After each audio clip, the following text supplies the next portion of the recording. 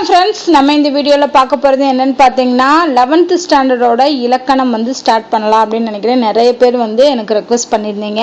அது மட்டும் இல்லாமல் நம்ம சேனலில் 6th to 10th ஸ்டாண்டர்ட் வரைக்கும் கிட்டத்தட்ட 45 இலக்கண டாபிக் இருக்கும். அது அனைத்துமே நம்ம கம்ப்ளீட் பண்ணியிருக்கோம். ஓகேவா? ஸோ 45 வீடியோவுமே நம்ம சேனலில் இருக்குது. அது தனி பிளேலிஸ்ட்டாகவும் இருக்குது. தமிழ் இலக்கணம் அப்படின்னு சொல்லி பிளேலிஸ்ட் இருக்கும். அந்த பிளேலிஸ்ட்டில் பார்த்தீங்கன்னா எல்லா ஸ்டாண்டர்ட் கூடிய டேர்முக்குரிய இலக்கண டாப்பிக்கும் வரிசையாக இருக்கும். ஓகேவா? ஸோ ஆல்ரெடி நிறைய பேர் அந்த வீடியோ பார்த்து சப்போர்ட் பண்ணியிருக்கீங்க. ஸோ அதோட கண்டினியூஷனாக தான் இந்த 11th and 12th 11th ஸ்டாண்டர்டில் பார்த்தீங்கன்னா கிட்டத்தட்ட 8 பாடங்கள் இருக்குது, 8 இயல் இருக்குது. அந்த ஒவ்வொரு இயலுக்கும் ஒவ்வொரு இலக்கண டாபிக் அப்படின்னு வச்சுட்டோம்னா மொத்தம் 8 டாபிக் தான் இருக்குது. ஓகேவா? ஸோ அதில் உள்ளதை நம்ம பார்க்கலாம். 11th முடிச்சுட்டு 12th பார்க்கலாம். ஸோ கண்டிப்பாக கண்டினியூ பண்ணலான்னு தான் நான் நினைக்கிறேன். ஸோ கண்டிப்பாக உங்களோட சப்போர்ட் கொடுங்க. இதில் இது மட்டும் இல்லாமல், அதாவது இலக்கண டாபிக் பின்னாடியும் நிறைய கேள்விகள் இருக்குது. ஓகேவா? பயிற்சி வினாக்கள் மாதிரி கொடுத்துருக்காங்க. அதையுமே நம்ம டிஸ்கஸ் பண்ணலாம். ஸோ ஃபஸ்ட்டு இந்த வீடியோவில் நம்ம பார்க்க போகிறது 11th ஸ்டாண்டர்டோட ஃபஸ்ட் இயலில் வரக்கூடிய மொழி முதல் இறுதி எழுத்துக்கள் அப்படின்னு சொல்லக்கூடிய இது முதல் மற்றும் இறுதியில் வரக்கூடிய எழுத்துக்கள் எப்படி வரும் அப்படிங்கிறத பற்றி. ஸோ ஆல்ரெடி இது 6th to 10th இந்த பாடமும் வரும். அதை விட எக்ஸ்ட்ரா இன்ஃபர்மேஷன் இதில் கொடுத்துருக்காங்க. அவ்வளோதான். ஃபஸ்ட்டு பார்த்தீங்கன்னா மொழி முதல் எழுத்துக்கள் மொத்தம் எத்தனை இருக்குன்னு கேட்டாங்கன்னா 22 எழுத்துக்கள் இருக்கு. அது என்னென்ன அப்படின்னா உயிரெழுத்துக்கள் 12, மெய்யெழுத்துக்கள்ல 10. ஓகேவா? ஸோ இதுதான் ஒரு மொழியில் ஃபஸ்ட்டு வரக்கூடியது. ஒரு சொல்லுன்னு எடுத்துக்கிட்டோம்னா தமிழில் அதில் ஃபஸ்ட்டு வரக்கூடிய எழுத்துக்கள் கண்டிப்பாக உயிரெழுத்து 12 உயிரெழுத்துக்களுமே வரும். அடுத்து மெய்யெழுத்துக்கள் 10 மெய்யெழுத்துக்கள் மட்டும் வரும். அதெல்லாம் மெய்யெழுத்து. அப்போ இக்கு வருமா, இச்சு வருமா அப்படின்னு கேட்டிங்கன்னா அப்படி வராது. பட் அது எப்படி வரும் அப்படிங்கிறத நம்ம இந்த 5 கண்டிஷன் கொடுத்துருக்காங்க. என்னென்ன வரும், எது வராது அப்படிங்கிறது அதை பார்த்தீங்கன்னா உங்களுக்கு புரியும். ஸோ உயிரெழுத்துக்களை பொறுத்தளவுக்கு 12 எழுத்துக்கள் அ, இ, அதுலேருந்து அவ்வரைக்கும் இது எல்லாமே முதல் எழுத்துக்களாக வரும். ஓகேவா?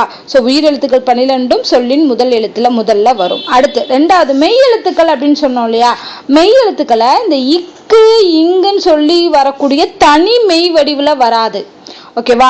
ஸோ இக்குன்னு வச்சு ஏதாவது ஒரு வார்த்தை சொல்லு இருக்கான்னு பார்த்தீங்கன்னா கிடையாது. அப்போ தனிமெய் வடிவில் சொல்லுக்கு முதல்ல மெய்யெழுத்து வராது. ஆனால் என்ன வடிவில் வரும் அப்படின்னா உயிர்மெய் வடிவில் வரும். ஸோ இக்குக்கு பதிலாக என்ன வரும்? கா வரும். காங்கிறது எப்படி எழுதுவோம்? இக்கு பிளஸ் ஆ. ஸோ அப்போ இக்கு பிளஸ் ஆன்னு பிரிக்கும் போது இக்கு தானே முதல்ல வருது. அப்போ அது மெய்யெழுத்தா தானே வரும். ஓகேவா? ஸோ இது உயிர்மையா இருந்தாலும் அதை பிரிக்கும் போது இக்கு பிளஸ் ஆன்னு வருது. அப்போ இக்கு தான் முதல்ல வருது. அதனால தான் இங்கே என்ன பண்ணுறாங்க, மெய்யெழுத்துக்கள் முதல்ல வரும். அந்த 10 மெய்யெழுத்துக்கள் முதல்ல வரும். ஆனால் அது என்ன வடிவில் வரும்? உயிர்மெய் வடிவில் வரும் அப்படின்னு சொல்கிறாங்க. ஓகேவா? அந்த 10 மெய்யெழுத்துக்கள் என்ன அப்படின்னு பார்த்தீங்கன்னா கா, ங, ச, ஞ, த, ந, ப, ம, ய, வ. இந்த 10ம் தான் முதல்ல வரக்கூடியது. ஓகேவா? ஸோ இதில் நம்ம பார்க்கலாம். பார்த்த உடனே கண்டுபிடிக்கலாம். ஞாங்கிறது காங்கிறது இப்போ நம்ம என்ன பண்ணுறது, வழக்கத்தில் பயன்படுத்துறது கிடையாது. ஆனால் அது பயன்படுத்தியிருக்காங்க. அதில் வார்த்தைகள் சொற்கள்லாம் இருக்குது. ஓகேவா? ஸோ அது என்னன்னு பார்த்தீங்கன்னா ஞனம் அப்படின்னு சொல்லுவாங்க. ஞனம் அப்படின்னா விதம்னு அர்த்தம். அதோட பொருள் விதம். இந்த சொல்லு மட்டும்தான் ஞால வரும். அப்போ மற்றதெல்லாம் நிறைய சொற்கள் வரும். ஆனால் இந்த ஞாக்கு எந்த ஒரு சொல் மட்டும் வரும் அப்படின்னா ஞனம் அப்படின்னு. ஞனம் அப்படிங்கிறத சொல்லோட பொருள் என்னன்னு கேட்டிங்கன்னா விதம். அடுத்து இதில் இருக்கக்கூடிய மிச்ச எழுத்துக்கள் இருக்கு இல்லையா? இந்த காங்காச்சால மிச்சம் இதில் 10 எழுத்து தவிர மிச்சம் இருக்கக்கூடிய எழுத்துக்கள் டா, நார், ரா, ல, ழ, ல, ர, ந இந்த இதெல்லாம் சொல்லில் முதல்ல வராது. இந்த 10 மட்டும்தான் வரும் அப்படின்னு சொல்லியிருக்காங்க. ஓகேவா? அடுத்து ஆயுத எழுத்து ஸ்டார்ட் பண்ணி வரக்கூடிய வார்த்தைகள் எதுவுமே கிடையாது. அப்போ முதல்ல வராது. ஸோ எது முதல்ல வரும், எது வராது. மெயினாக 12 உயிரெழுத்தும் 10 மெய்யெழுத்துக்கள். டோட்டலா 22 எழுத்துக்கள் மட்டும்தான் சொல்லின் முதல்ல வரும், மொழியில முதல்ல வரும் அப்படின்னு சொல்லியிருப்பாங்க. ஞாக்கு மட்டும் ஞனம் அப்படின்னு சொல்லக்கூடிய வார்த்தைகள் மட்டும்தான் வரும். அடுத்து இதில் எடுத்துக்காட்டு சொல்லியிருப்பாங்க. நான் இங்கே சொன்னதே தான் இங்கே சொல்லியிருப்பாங்க. இப்போ குறள் அப்படிங்கிறதுல சொல்லின் முதல்ல வரக்கூடிய இந்த கூ உயிர்மெய் எழுத்து. ஆனால் இதை பிரிச்சோம்னா எப்படி வருது? இக்கு பிளஸ் ஊன்னு வருதா? அப்போ இங்கே என்ன ஆகுது? இக்குங்கிற மெய் எழுத்து முதல்ல வந்திருக்கு. அதான் இங்கே நான் இங்கே சொல்லியிருப்பேன். இக்கு பிளஸ் ஆ, கா, இங்கே கூங்கிறதுனால இக்கு ப்ளஸ் ஊ அப்படிங்கிறப்ப முதல்ல என்னதான் வந்திருக்கு, மெய் எழுத்து தான் வந்திருக்கு அப்படிங்கிறத இங்கே எக்ஸ்பிளைன் பண்ணியிருப்பாங்க. அடுத்து ஞனம் அப்படின்னு சொன்னோம் இல்லையா, இந்த சொல் வந்து தனியாக வராதான். இங்கே நம்ம சொல்கிறோம் இல்லையா, ஞனம்னா விதம்னு பொருள் தருது, பட் இந்த சொல் வந்து தனியாக வராது. அதுக்கு முன்னாடி என்ன வரும் அப்படின்னு பார்த்தீங்கன்னா ஆ இ ஊ அப்படின்னு சொல்லக்கூடிய சுட்டெழுத்துக்கள் வரும், இல்லைன்னா ஏ யா அப்படின்னு சொல்லக்கூடிய வினா எழுத்துக்கள், இதெல்லாம் சேர்ந்து தான் வரும். இப்போ வந்து ஆ சேரும்போது அங்கனம், ஈ சேரும்போது இங்கனம், ஊ சேரும்போது உங்கனம், ஏ சேரும்போது எங்கனம், யா சேரும்போது யாங்கனம். ஸோ இந்த மாதிரி தான் என்ன வருது, இந்த ஞனம்ங்கிற சொல் வந்து வரும். ஆனால் இப்போ வந்து தமிழில் இப்போ தற்காலத்தில் இது வந்து பயன்பாட்டில் இல்லை அப்படின்னாலும் முன்னாடி காலத்தில் இலக்கிய காலத்தில் இந்த சொற்கள் எல்லாமே பயன்படுத்தியிருக்காங்க. ஓகேவா? ஸோ ஞனம் அப்படிங்கிற சொல் வந்து தனித்து வராது, அதோட சுட்டெழுத்துக்களான ஆ இ ஊ வரும், இல்லைன்னா வினா எழுத்துக்கான ஏ யா, இது ரெண்டும் சேர்ந்து மொத்தம் 5 எழுத்துக்கள் சேர்ந்து தான் இந்த ஞனம் அப்படிங்கிற வார்த்தை வரும் அப்படின்னு சொல்லியிருப்பாங்க. இதுல இந்த உங்கனம் அப்படின்னு சொல்றாங்களே, இந்த சொல்ல வந்து இப்ப தமிழகத்துல பயன்படுத்துறது கிடையாது. ஆனா இந்த சொல் வந்து எங்க பயன்படுத்துறாங்கன்னா இலக்கியங்கள்ல பயன்படுத்தியிருக்காங்க உங்கனம்ங்கிறது. ஆனா இப்பயுமே இலங்கை தமிழர்கள் வந்து பேசுறாங்களாம் உங்கு உங்கனம்ங்கிற இந்த மாதிரியான சொற்களை வந்து இப்பயுமே பயன்படுத்திக்கிட்டு வர்றாங்க. ஆனா தமிழகத்துல தான் இந்த சொல் வந்து பயன்படுத்துறது கிடையாது, இலக்கியங்கள்ல மட்டும்தான் இந்த சொல் வந்து பயன்படுத்தப்படுகிறது. எந்த சொல் அப்படின்னு பாத்தீங்கன்னா உங்கனம் அப்படிங்கிற சொல். ஓகேவா? அடுத்து மொழி இறுதி எழுத்துக்கள். இறுதியில இப்போ ஒரு தமிழ்ல இறுதியில வரக்கூடிய எழுத்துக்கள்லாம் என்ன தமிழ் சொல்லா இருக்கணும். இது ஏன் வந்து மொழியில முதல் வரக்கூடிய எழுத்துக்கள் இறுதி வரக்கூடிய எழுத்துக்கள் நம்ம தெரிஞ்சுக்கணும் அப்படின்னா, இப்ப நிறைய சொற்கள் இருக்கு, வடமொழி சொற்கள் சேர்ந்து வரலாம், பிறமொழி சொற்கள் சேர்ந்து வரலாம், தமிழ் சொற்கள் வரும். அப்ப தமிழ் சொல்ல நம்ம தெரியணும், இது தமிழ் சொல்லுதான் அப்படி நம்ம ஐடென்டிஃபை பண்ணணும்னா அதுக்கு மொழி முதல் எழுத்துக்களும் இறுதி எழுத்துக்களும் அவசியம். அப்ப முதல் எழுத்துக்கள் இதுதான் கன்ஃபார்மா முதல் எழுத்துனா இதுதான் வரணும், அப்படி வந்துச்சு அப்படின்னா கண்டிப்பா அது தமிழ் சொல்லாதான் இருக்கும். இறுதியில இந்தந்த சொல்லுக்கள் தான் எழுத்துக்கள் தான் வரணும், அப்படி வந்தா இதுக்கு அது கண்டிப்பா தமிழ் சொல் அப்படிங்கிறத தெரிஞ்சுக்கிறதுக்காக தான் இந்த மொழி முதல் எழுத்துக்களும் இறுதி எழுத்துக்களும் நம்ம பார்க்கிறோம். இப்ப இறுதி எழுத்துக்களை 24 எழுத்துக்கள் இருக்கு, அது வந்து 22 தான், ஆனா இங்க வந்து 24 எழுத்துக்கள். அது என்னென்னு பாத்தீங்கன்னா உயிரெழுத்து 12. அப்ப உயிரெழுத்துக்கள் வந்து முதலிலும் வரும் இறுதியிலும் வரும், அதனால ஞாபகம் வச்சுக்கோங்க. அடுத்து மெய் எழுத்து அங்க வெறும் 10 எழுத்துக்கள் தான் பார்த்தோம், இங்க 11 எழுத்துக்கள் வரும். குற்றியலுகர சொல் வந்து 1 வரும், அதனாலதான் இங்க 24 எழுத்துக்கள் மொழி இறுதி எழுத்துக்கள் அப்படின்னு சொல்றோம். ஸோ ஃபர்ஸ்ட் பாயிண்ட் பாருங்க, உயிரெழுத்துக்கள் 12மே சொல்லோட இறுதியில வரும்னு பார்த்தாச்சு. அடுத்து மெய் எழுத்துக்கள்ல 11 சொற்கள் வந்து இறுதியில வரும். 11 எழுத்துக்கள் வந்து சொல்லின் இறுதியில வரும். என்னென்னு பாத்தீங்கன்னா இஞ்சு இன்னு இந்து இம்மு இன்னு ஈ எரு இல்லு இவ்வு எள்ளு இல்லு, இது எல்லாமே இந்த 11 எழுத்துக்களுமே சொல்லின் இறுதியில வந்துச்சு அப்படின்னா அது தமிழ் சொல்லாதான் இருக்கும். ஸோ மெய் எழுத்துக்கள் வந்து இறுதியில வரும். அங்க பார்த்தோம் தனிமெய் வராதா, ஆனா உயிர்மை எழுத்துக்கள் முதல்ல வரும்னா, ஆனா இங்க அப்படி கிடையாது, மெய் எழுத்துக்கள் தனிமெய் எழுத்துக்களை இறுதியில வரும். அடுத்து இதுல கசடு தபர இந்த வல்லின மெய் எழுத்துக்கள் இருக்கு இல்லையா, இந்த வல்லின மெய் எழுத்துக்கள் 6ம் அது மட்டும் இல்லாம இங்கு என்னும் மெல்லின மெய் எழுத்து 1 சொல்லின் இறுதியில் வரவே வராது. ஏதாவது ஒரு வார்த்தை இருக்கா, இக்குல முடிகிறது, இச்சுல முடிகிறது, இட்டுல முடிகிறது வராது, தமிழ் சொல் அப்படி வந்து முடியாது அப்படின்னு சொல்றாங்க. ஓகேவா? அப்ப இதுல முடிஞ்சிச்சுன்னா அது தமிழ் சொல் கிடையாது அப்படிங்கிறதையும் ஞாபகம் வச்சுக்கோங்க. இந்த வல்லினமை 6ம் இங்குன்னு சொல்லக்கூடிய மெல்லினமையும் இறுதியில வராது. அடுத்து பழைய இலக்கண நூலார் மொழி இறுதி குற்றியலுகர எழுத்தையும் சேர்த்துக் கொள்வார். ஸோ மொழியோட இறுதியில குற்றியலுகர எழுத்தையும் சேர்த்துக் கொள்வாங்க. அதுதான் நம்ம இங்க பார்த்தோம், குற்றியலுகரம் வந்து 1 வரும் அப்படின்னு. ஸோ இது வந்து இலக்கண நூல் எழுதுறாங்க இல்லையா, பழைய இலக்கண நூலார் வந்து தான் இந்த குற்றியலுகர எழுத்தை சேர்த்துக் கொள்றாங்க அப்படின்னு சொல்றாங்க. அடுத்து இந்த மெய்யெழுத்துக்கள் பார்த்தோம் இல்லையா, அதுல இஞ்சு இந்து இவ்வு 3ம் பழைய இலக்கிய வழக்கில் சொல்லின் இறுதி எழுத்தாக வந்திருக்கு. இப்போ ஆனா வழக்குல இல்ல, ஆனாலும் என்ன பண்றாங்க, இஞ்சு இந்து இவ்வு இந்த 3மே வந்து இலக்கிய வழக்குல பயன்படுத்தியிருக்காங்க, இப்போ ஆனா பயன்பாட்டுல கிடையாது. ஸோ இதுதான் வந்து மொழியோட இறுதியில வரக்கூடிய எழுத்துக்கள். அடுத்து புணர்ச்சி.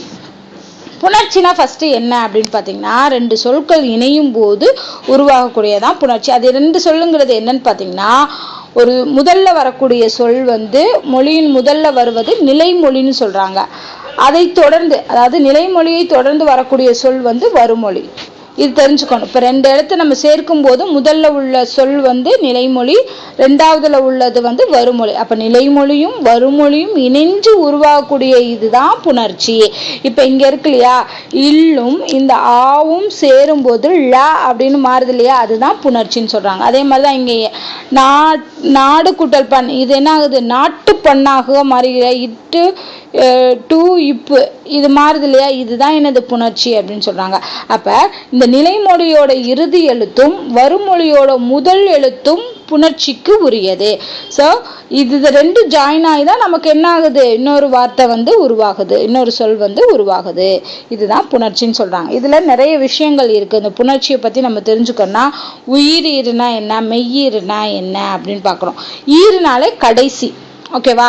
உயிர் ஈரு அப்படின்னா என்ன அர்த்தம், அந்த கடைசியா வரக்கூடிய சொல் வந்து கடைசியா வரக்கூடிய அந்த எழுத்து வந்து உயிர் எழுத்தா இருந்துச்சு அப்படின்னா அது உயிர் ஈரு. இப்ப மணி குட்டல் மாலை, மணியில கடைசி எழுத்து என்ன, நீ. நீ எப்படி பிரிக்கிறோம், இன்னு பிளஸ் ஈன்னு பிரிக்கிறோம். இந்த இன்னுல ஈங்கிறது என்னது, கடைசியா வரக்கூடிய ஈரெழுத்து. நிலைமொழியோட ஈரெழுத்துங்கிறது உயிரெழுத்தா இருந்துச்சு அப்படின்னா அது உயிரீரு. அதான் இங்க சொல்லிப்பாங்க, நிலைமொழியின் இறுதி எழுத்து உயிர்மையாக இருந்தாலும் அதன் இறுதியில் நிற்கும் வடிவம் உயிர் என்பதால் அது உயிரீரு. அதே இது மெய்யீருனா என்னன்னா, இந்த கடைசி எழுத்து மெய்யெழுத்தா வரும், தனி மெய்யெழுத்தாவே வந்துடும். அப்படி வந்துச்சு அப்படின்னா அது வந்து மெய்யீருன்னு சொல்றாங்க. நிலைமொழியில் இறுதி எழுத்து மெய்யெழுத்தாக இருந்தால் அது மெய்யீரு. ஓகேவா. ஸோ உயிரெழுத்தா இருந்துச்சு அப்படின்னா அது உயிரீரு, மெய்யெழுத்தா இருந்துச்சுன்னா அது மெய்யீரு. அடுத்து உயிர் முதல் மெய் முதல். ஸோ முதல்ல வரணும்னா வருமொழிக்கு வரணும். அதாவது இந்த இருக்கு இல்லையா, வருமொழினா செகண்ட் வரக்கூடிய சொல், இதோட முதல் எழுத்து உயிர் எழுத்தா இருக்கு அப்படின்னா இது உயிர் முதல். அதே இது இங்க வந்து உயிர்மெய் எழுத்தா இருக்கு, அதை பிரிக்கும் போது என்ன வருது, மெய் எழுத்தா முதல்ல வந்துச்சு அப்படின்னா அது மெய் முதல் அப்படின்னு சொல்றாங்க. ஓகேவா. ஸோ இதுல இந்த வேர்ட்ஸ் எல்லாம் ஞாபகம் வச்சுக்கோங்க. அப்ப என்ன வரும், உயிர் முதல்ங்கிறது வருமொழியின் முதல் எழுத்து உயிரெழுத்தாக இருந்தால் அது உயிர் முதல். வருமொழியின் முதல் எழுத்து உயிர்மெய்யாக இருந்தாலும் அதன் முதலில் இருக்கும் வடிவம் மெய்யா இருந்துச்சுன்னா அது மெய் முதல். அவ்வளவுதான். இந்த வேர்ட்ஸ் எல்லாம் தெரிஞ்சுக்கிட்டாதான் நம்ம என்ன பண்ண முடியும், புணர்ச்சி விதிகளை நம்மளால தெரிஞ்சுக்க முடியும். ஸோ எழுத்துக்களின் அடிப்படையில புணர்ச்சியை 4 வகையா பிரிக்கிறாங்க. எப்படின்னு பாத்தீங்கன்னா, உயிரும் உயிரும் ஜாயின் ஆகிறது, மெய்யும் உயிரும், உயிரும் மெய்யும், மெய்யும் மெய்யும் ஜாயின் ஆகிறது. ஸோ இது எப்படி வந்து ஜாயின் ஆகுது அப்படிங்கிறதுக்கு சிம்பிள் எடுத்துக்காட்டு கொடுத்துருக்காங்க. இப்போ இங்க உயிரா இருக்கணும், ஏன்னா ஃபர்ஸ்ட் வந்து உயிர்னு சொல்றாங்க. லையை பிரிக்கணும்னா இல் பிளஸ் ஐன்னு பிரிக்கலாம். அப்ப இங்க என்ன வந்திருக்கு, உயிர் வந்திருக்கு, கடைசியில உயிரெழுத்து வந்திருக்கு. அடுத்து இதோட முதல் எழுத்துமே உயிரெழுத்து தான். அப்ப உயிரும் உயிரும் புணர்ந்திருக்கு அப்படின்னு சொல்றோம். அடுத்து மெய்யும் உயிரும்னா என்ன, இது மெய் எழுத்து, இங்க உயிரெழுத்து, அதனால இல் பிளஸ் ஆங்கிறது மெய் உயிர். அடுத்து உயிர் மெய், உயிரெழுத்தும் மெய் எழுத்தும் தென்னையில ஐ வந்திருக்கா, ஐ இந்த மரத்துல இம் பிளஸ் ஆன்னு பிரிப்போம், அப்ப அதுல மெய். அடுத்து மெய், ரெண்டுமே மெய் எழுத்தா வர்றது. இதுல இன்னு வந்து டைரக்ட் மெய், இங்க வந்து என்ன ஆயிருக்கும் உயிர்மெய் எழுத்து, அதை பிரிக்கும் போது இம் பிளஸ் ஆமா, அப்ப இம்மு தான் வந்திருக்கு, அது மெய் எழுத்து. அப்ப இது ரெண்டுமே மெய்ன்னு புணர்ந்திருக்கு. அடுத்து இது சொற்களின் அடிப்படையில புணர்ச்சியை பிரிக்கலாம். நார்மலா பாத்தீங்கன்னா 4 வகையான சொல் இருக்கு இல்லையா, அதுல இடைச்சொல்லும் உரிச்சொல்லும் எப்பயுமே பெயரையும் வினையும் சார்ந்துதான் வரும். ஓகேவா. ஸோ பெயர்னா ஒரு பொருளோட பேரு, வினைனா அது என்ன வேலை செய்யுதோ அதுதான் வினைன்னு சொல்லுவோம். ஓகேவா. ஸோ அப்ப அப்படி வகைப்படுத்தும் போது அதுலயும் 4 வகை இருக்கு. பெயரும் வர்றது, பெயரும் வினையும் வர்றது, வினை வர்றது, வினையும் பெயரும் வர்றது. ஃபர்ஸ்ட் ரெண்டுமே பேரா இருக்கும்னா என்ன அர்த்தம், கனியும் பேரு சாரும் பேரு, அப்ப இந்த ரெண்டும் புணர்றது. அடுத்து பெயரும் வினையும். ஸோ ஃபர்ஸ்ட் இருக்கிறது பெயர், அடுத்து வந்து அது செய்யக்கூடிய வினை, படிங்கிறது வினைச்சொல். ஸோ அப்படிங்கிறப்ப இது ரெண்டும் ஜாயின் ஆகும் போது வினையும் வினைனா ரெண்டுமே வினையா இருக்கணும். அப்படின்னா நடந்து செல். வினையும் பெயருனா படித்த நூல், நூலுங்கிறது பெயரு, படித்தங்கிறது வினை. ஸோ இப்போ இப்படியும் ஜாயின் ஆகி வரும். இது சொற்களின் அடிப்படையில புணர்ச்சி இது அப்படின்னு சொல்றாங்க. புணர்ச்சி என்பது எழுத்துக்களின் சந்திப்பாகவும் சொற்களின் சந்திப்பாகவும் அமையுது. ஓகேவா? ஸோ நம்ம எழுத்துக்களோட சந்திப்பாகவும் இருக்கு, சொற்களோட சந்திப்பாகவும் இருக்கு அப்படிங்கிறத ரெண்டுதையும் பார்த்தோம். எனவே எழுத்துக்களும் சொற்களும் ஒளிக்கூறுகளாகவும் பொருள் கூறுகளாகவும் சந்திக்கும் நிகழ்வே புணர்ச்சி. அப்ப எழுத்துக்களாக இருந்தாலும் சரி, சொற்களாக இருந்தாலும் சரி, அது ஒளிக்கூறாகவும் பொருள் கூறாகவும் சந்திக்கக்கூடியதான் புணர்ச்சி. பாத்தீங்கன்னா குற்றியலுகர ஈறு. குற்றியலுகர ஈறுனா என்ன அர்த்தம்? ஈறுங்கிறது நிலைமொழியோட கடைசி எழுத்து தானே சொல்லுவோம் ஈறு. அது என்னவா இருக்கணும்? குற்றியலுகர சொல்லா இருக்கணும், குற்றியலுகர எழுத்தா இருக்கணும். குற்றியலுகர எழுத்துனா குசுடு துபுரு துபுரு. ஓகேவா? ஸோ இதுல இருந்துச்சு அப்படின்னா அது எல்லாமே என்னது? குற்றியலுகர எழுத்து. ஓகேவா?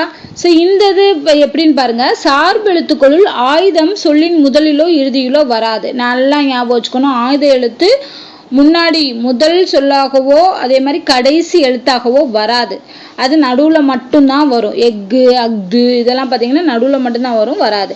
ஆனால் குற்றியலுகரமும் சொல்லின் முதல்ல வராது. ஆனால் எந்த ஒரு வார்த்தையை தவிர அப்படின்னு பார்த்தீங்கன்னா நுந்தை அப்படின்னு சொல்லக்கூடிய இந்த வார்த்தையை தவிர மற்ற எந்த குற்றியலுகர சொல்லுமே முதல்ல வராது. ஓகேவா? குற்றியலுகரத்தின் 6 வகைகளும் சொல்லின் இறுதியில மட்டும்தான் வரும். 6 வகைகள் என்னன்னா வன்தொடர், என்னது இங்க இருக்கு பாருங்க, வன்தொடர், மென்தொடர், இடைத்தொடர், உயிர்த்தொடர், நெடில் தொடர், அப்புறம் ஆயுத தொடர். இந்த 6மே சொல்லின் இறுதியில மட்டும்தான் வரும் அப்படின்னு ஞாபகம் வச்சுக்கோங்க. குற்றியலுகர ஈற்றுடன் வரும் நிலைமொழி குற்றியலுகர ஈறு அல்லது குற்றியலுகர நிலைமொழி எனப்படும். ஓகேவா? ஸோ குற்றியலுகர சொல் அந்த எழுத்து இருக்கு இல்லையா, அது ஈற்றில் வரும்போது அந்த நிலைமொழிக்கு பேரு தான் குற்றியலுகர ஈறுன்னு சொல்றாங்க, இல்லைன்னா குற்றியலுகர நிலைமொழி அப்படின்னு சொல்றாங்க. அந்த 6ம் என்ன வகை அப்படின்னு பார்க்கலாம். ஸோ இதுல ஃபர்ஸ்ட் பாருங்க, நெடில் தொடர் குற்றியலுகரம் அப்படிங்கிறது. நெடில் தொடர் குற்றியலுகரம்னா என்ன அர்த்தம்? இந்த ஃபர்ஸ்ட் வருது இல்லையா நிலைமொழி, இதுல தான் பார்க்கணும். இதோட ஈறு சொல் ஈற்றெழுத்து அப்படிங்கிறது கடைசியில வரக்கூடியது. இது எல்லாமே என்னது? அந்த குசுடு துபுரு அந்த சொற்களாக தான் இருக்கும். ஓகே, அந்த எழுத்துக்களாக தான் இருக்கும். குசுடு துபுரு அதில் வரக்கூடிய எழுத்துக்களாக தான் இருக்கும். ஸோ அது குற்றியலுகர எழுத்து. இது எப்படி நெடில் தொடர் அப்படின்னு சொல்றாங்கன்னா, இந்த குற்றியலுகர எழுத்துக்கு முன்னாடி வரக்கூடிய இதை பார்க்கணும், இந்த எழுத்தை பார்க்கணும். அது நெடிலா இருந்துச்சுன்னா அது நெடில் தொடர் குற்றியலுகரம். அதே இது இந்த எழுத்து என்னது? இது உயிரெழுத்தா இருக்கு. ரானா இரு பிளஸ் ஆன் தானே முடியுது. அப்ப ஆ தான் டூக்கு முன்னாடி வரும். அப்படிங்கிறப்போ அது உயிர் தொடர் குற்றியலுகரம். இது என்னது? இச்சுங்கிறது வன்தொடர். ஓகேவா? கசட தபர அதுல வரக்கூடியது. அடுத்து இங்க பாத்தீங்கன்னா மென்தொடர் நம்ம அதுல வரக்கூடிய எழுத்துக்களா இருக்கும். அடுத்து மார்பு, இது இடைத்தொடர் எரள வழல அந்த எழுத்துக்களா இருந்துச்சுன்னா அது இடைத்தொடர். அதே இது இங்க ஆயுத எழுத்தா இருக்கு அப்படின்னா இது ஆயுதத்தொடர் குற்றியலுகரம். ஓகேவா? ஸோ இதை வச்சுதான் இந்த 6 வகைகளும் சொல்றாங்க. அப்ப வீடு கூட்டல் இல்லைங்கிறது எப்படி பிரியுது? வீடு இல்லைன்னு பிரியுது. முரடு கூட்டல் காலை சேர்றது முரட்டு காலை. அச்சு கூட்டல் பலகை அச்சு பலகை. பஞ்சு கூட்டல் பொதி பஞ்சு பொதி. மார்பு கூட்டல் கூடு மார்பு கூடு. எஃகு கூட்டல் கம்பி எஃகு கம்பி. ஸோ இதுதான் என்னது? சொல்லின் இறுதியில மொழியின் இறுதியில வரக்கூடிய எழுத்துக்கள் எப்படி புணர்றது அப்படிங்கிறத பார்த்தாச்சு. ஸோ அவ்வளோதான். இந்த லெசனில் இது வரைக்கும் தான் கொடுத்துருக்காங்க. இதோட இந்த ஃபர்ஸ்ட் லெசன் கம்ப்ளீட் ஆயிடுச்சு. நான் சொன்ன மாதிரி புக் பேக்கில் வரக்கூடிய கொஷின்ஸ் எல்லாமே அடுத்த வீடியோவில் நான் சொல்கிறேன். ஸோ இந்த வீடியோ உங்களுக்கு பிடிச்சிருக்கு அப்படின்னா தயவு செஞ்சு சப்போர்ட் பண்ணுங்கள். அப்போ தான் நெக்ஸ்ட் வீடியோ போடுறதுக்கு எனக்குமே இன்ட்ரெஸ்ட்டாக இருக்கும். ஸோ இது பிடிச்சிருந்தா உங்கள் ஃப்ரெண்ட்ஸுக்கு ஷேர் பண்ணி இந்த வீடியோஸ் எல்லாமே பார்க்க சொல்லுங்கள். அண்ட் லைக் பண்ணுங்கள், ஷேர் பண்ணுங்கள். மறக்காமல் நம்ம சேனலை சப்ஸ்கிரைப் பண்ணுங்கள். நன்றி.